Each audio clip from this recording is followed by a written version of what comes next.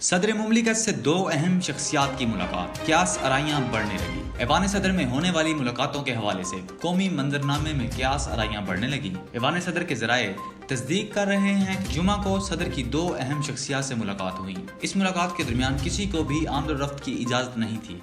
ऐवान सदर के अमले को भी रोक दिया गया था। सदर मुमलिकत आरिफ अलवी ने अपने सेक्रेटरी को तब्दील करने की सिफारिश की।